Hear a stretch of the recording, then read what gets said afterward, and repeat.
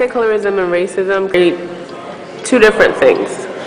Do you think one is more prevalent? Do you think both are prevalent in the Latino community? Well, they're different, right? Like racism assumes power. So I don't ever think people of color are racist. What we're really saying, we wasn't talking about white supremacy in the system, white supremacy. Racism is part of that. Now, can we be prejudiced? Yes. Can we have issues because somebody's dark in our community and there's a rampant anti-black sentiment throughout the world to this day? It doesn't matter that so many people engage in black culture. A lot of people engage in black culture but don't want to be black, right? So like that idea of colorism, what we're really talking about is, anti-black prejudices that run rampant, I think, within the Latino community, but I also think they're within the African American community. If we look at the history of race and light-skinnedness, and if we look at even how certain HBCUs, you had to be lighter than a paper bag, or you had to be lighter than a paper bag to get in a certain fraternity and sorority that were black. We've always had that because that's America. White is privilege. So the closer you are to that literally white skin, you're privileged until you're the white Latino and you're not white, like European descendant or white that has power, So I think that's why in the Latino community, when we don't have discussions on race, this is how we don't move forward. We don't acknowledge that most of us are African descendant, that most of us are black or indigenous, and that when we say that, we don't have that privilege anymore, right? So, and some of us look and we'll never have that privilege just by the virtue of our skin. Not someone like me, I'm obviously light-skinned, I'm not gonna endure the same problems as a dark-skinned sister from Colombia may endure if she migrates here, or how she's treated in Colombia. So these are also, like, race is very political, and people always want to talk about race and prejudices and color and one drop and all of that kind of stuff, and don't understand the politics of why this happens under the system of white supremacy. Yeah. It came up because I think it was like some sort of ID that my cousin had. And on there I noticed it said white. And so he is mixed. This is Alex. So his mother is my mother's sister. And so, yeah, she has a mixture of black and indigenous. And the father is definitely more on the Spaniard, indigenous, kind of mestizo side, and white. And so for him to just have white, I asked him, I said, well, do you think you're white? Because I don't think so. He's like, no, but that was the only option that fit or I felt was appropriate because I was not indigenous. And so I'm not sure. I'm not sure if people are asked to really fit themselves in a box like we are here or have as many options. And I don't know. I think if given a choice, most people in Peru will call themselves, unless white. You're obviously Right. black, they will call themselves white. Yeah. And, I've always been surprised by that. I said, really? Do you? I said, yeah. Mm-hmm. I said, okay. I'll go with that. If you want to go with that, I'll go with that. Right. I think maybe they see us inferior just through our color. Around the world, people feel like if you're white, you are pretty or things like that. Or when they used to call me La Blanquita Delia, my mother's name is Delia. And, you lucked out. Because we all came out later. Self-hate issues, I think a lot of it is they don't want their children to go through the problems and the issues and the challenges that they went through. That they love, they're empowered by themselves and they love being black, but at the same time they're conflicted because their children, they don't want them to go through the hardships that they went through. Yeah, I noticed that with with the big generational gaps. Like my great-grandmother, she was all for, pushing being black. Her husband went to the civil rights marches. But her kids, she was always like, maybe you should try to date a little bit lighter. She didn't want her kids to have to go through all the hardships she went through growing up in the 20s and the 30s, which you can't blame as a parent. I think it's not a race thing at that point. It's more of a parenting thing. You want to protect your children. And because society is the way that it is, or was the way that it was, you don't want them to face hardships, so you're conflicted. I want them to be proud of being black, but I don't want them to go through the same problems that I went through. it does depend, and it depends on what they have to work with. If you're like a Dominican that is like, like I have cousins, my entire family just is, you would just not believe that they're all part of the same family. Blonde hair, just like fair skin, and they're so proud to say that they're Dominican. They're so proud to say that they're Dominican. And then you have my grandfather who was dark as midnight, the broadest nose, and just like, and he was the most racist man ever. He did not like black people. So I'm like, excuse me, but Papa, you're a black man, and he just did not. But he lived through the time of Trujillo. The way we were raised, you don't question the adults. Like, I obviously don't think the way they do, but when they say stuff like that, you just shut it down and move it along. So we're not the kind of family where you could have that sort of discussion. You just teach the next generation different and hope that they don't pick up on what the older ones are saying. I was just going to say that, but you're setting a better example for your kids, and they would have a different mentality than that. Yeah. As I said, is with the grandmothers and the mothers, and that's because I don't put it too much with like people out in the street. Like, what hurts her from society, from people on the street, is when she's here and there's someone of another culture that throws a stereotype at her or treats her with racism because of what they assume that she is or that she's not. And that's something that you can you could get upset, but then you're over it because you just go, you throw the finger and you go, who are you anyway? But when your own family has their hang-ups because of what someone told them or because of what they had to experience, and then they go and bring that to you, that stings more than what anybody in the street can ever tell you. And when I went to DR, forget about it. They were all like, they all wanted to get more tanned and they all wanted to get more color. But then when they were all together, like all the cousins and the sisters were together by the pool, they were like, oh, look how dark you got.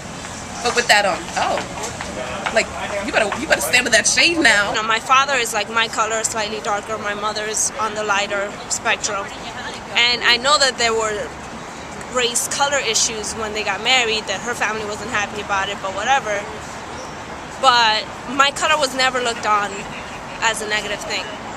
Like, I guess it's also, they were like, you're beautiful, you're this, you're that, so that if you have that constant positive reinforcement, you're not paying attention to those negative things that might tip the scale or might alter your way of thinking. Like, I don't ever recall anyone in my family saying really anything negative to me about my color, except my mother when I tan. But, that's, I always feel like that's your issue. I feel great. I don't care. And I move forward. And I tell her this, like, you deal with it. I like how I look right now. And, that's that. Some of my family members had a particular disposition towards blacks in general, not primarily me, but in general, which is quite common in Peru at least. So, yes, there was this idea, as we were discussing earlier, of bettering the race, and so that's where it stems from. Mejorar la raza. Cut that part out. Have you heard the terms mejorar la raza, adelantar la raza?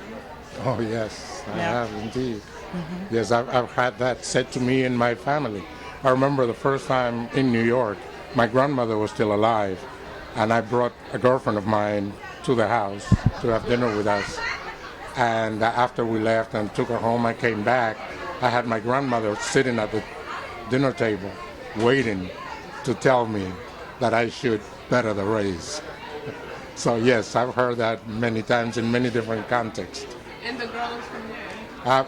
Afro-American, from Alabama, of all places. They didn't particularly care for it, even though it was not an overt criticism, if you may, but, letting me know that I should strive for, quote-unquote, better. Just very nonchalantly mentioned that, I should probably look elsewhere, I mean, you're not as black or you're not totally black. Look at me. I mean, my grandmother was straight up Italian, blue, I'm from northern Italy of all places. So blue eyes, blonde hair, and the whole bit. And she happened to marry a black Peruvian, And that's where the mixture, in fact, everybody tells me I look like my grandfather. I'm the darkest one, the same as Alicia mentioned earlier.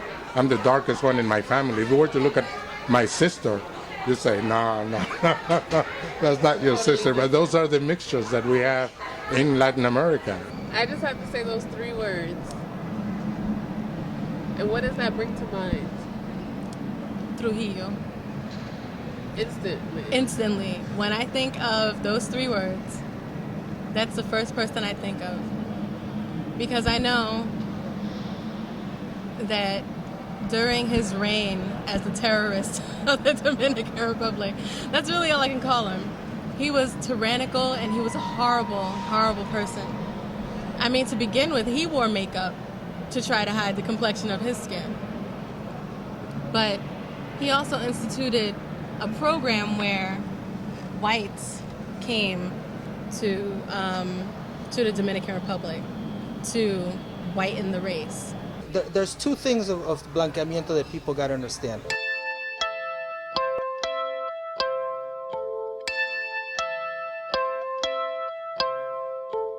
Because I think some of the Pan-Africanist movements have called it a eugenics attempt.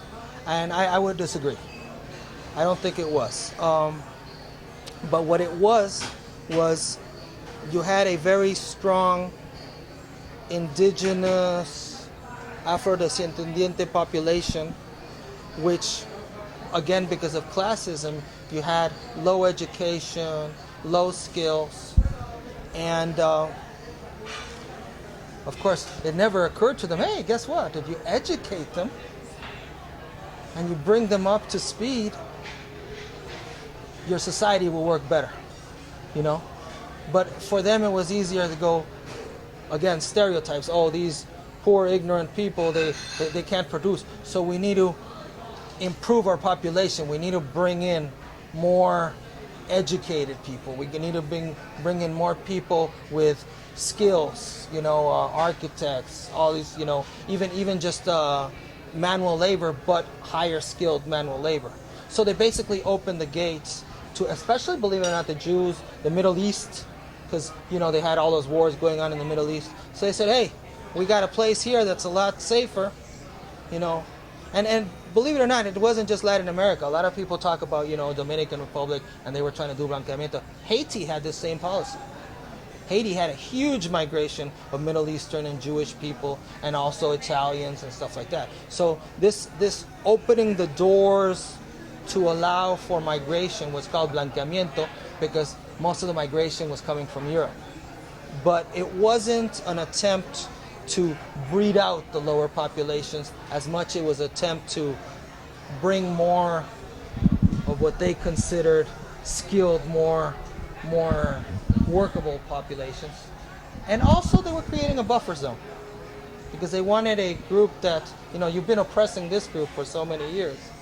You want this buffer zone population. So that's really what Blanqueamiento was about. And the buffer zone was for what? Well, what purpose is the buffer zone? If you have classism and you're oppressing a group and you're not giving them any chances, well, guess what? People start getting pissed off with time, you know? So you're having a group that's not the oppressor, but they're the ones who are doing most of the business with the poorer people and everything. They're the ones doing the stores and stuff like that. Well, it's a buffer zone, you know? It's a cushion.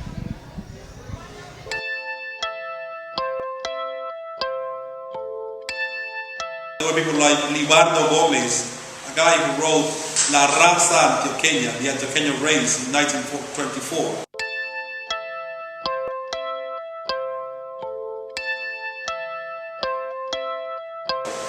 Or people like Luis Lopez de Mesa. I mean, they were intellectuals.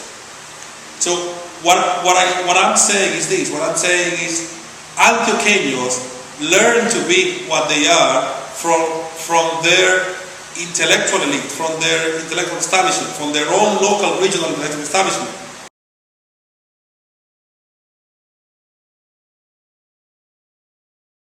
Some of them were very prominent, like for example, Luis Lopez de Mesa. He was at some point the president of the Liberal Party. He was a senator. He was ambassador to Germany, to the Nazi Germany. Yeah, he was minister of education. So he was a very powerful person. And there are a bunch of other guys like them in Ethiopia who were all into that. I think at that time in the entire Western world was into that notion of race, which was produced in the 18th century by colonial Europeans. But somehow it re-emerged at the beginning of the 20th century. And Antioquia was alongside that. Brazil, Argentina, Mexico, every country at that time, at that turn of the century, between 19th century and 20th century, they were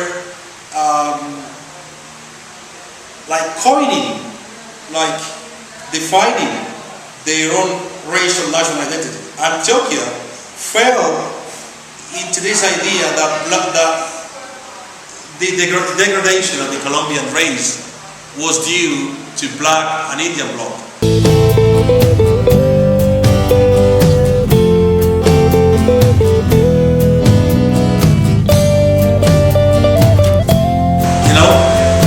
And that was an expression by Luis López de Mesa. Ma questa mia particolare inclinazione mi porta a volte a chiedermi se sto correndo solo di... Racism, as always, is not a popular view. Racism is a pseudo-intellectually constructed view that spells into trickles down into society. So people learn from the intellectuals, people learn from the political establishment that they are antioqueños and that they are superior race and that they are better than the others. La gente que opina así, que para mejorar, yo creo que se avergüenzan de su raza y de ellos mismos, porque no tiene, yo digo pobrecito, no tiene un autoestima, nada, porque imagínense que para mejorar la raza, y yo los he escuchado, digo pobrecito, si se enamoró de un blanco, perfecto, se enamoró, le gustó, pero tampoco no es para que se expresen así, de esa manera. Porque Blanco los ha dicho, ay, ustedes, si los propios negros se tiran, los propios negros se burlan de ustedes mismos, cuando ellos lanzan esa frase a mí me da vergüenza, porque yo sé que es verdad. ¿Ah? No, eso no es sentirse, yo soy orgullosamente afrodescendiente. Y yo me siento orgullosa porque yo sé que si el Señor Jesucristo me hizo a su imagen y semejanza. Y Él sabrá por qué. ¿Ah? Yo no soy quien para irle a reclamar, Señor, porque me hiciste negra, Señor, mira, soy fea, Señor, mira, no. Yo le doy gracias, con tal que no me falte un pie, que no me falte un ojo, nada de mi extremidades de mi cuerpo, yo me sentiría orgullosa de lo que soy. Así es que...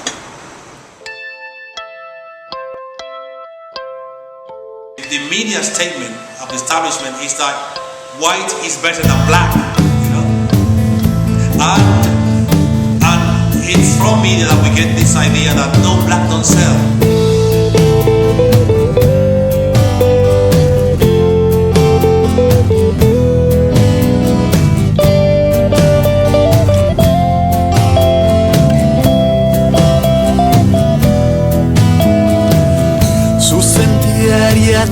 Accidentati ho portato la mia anima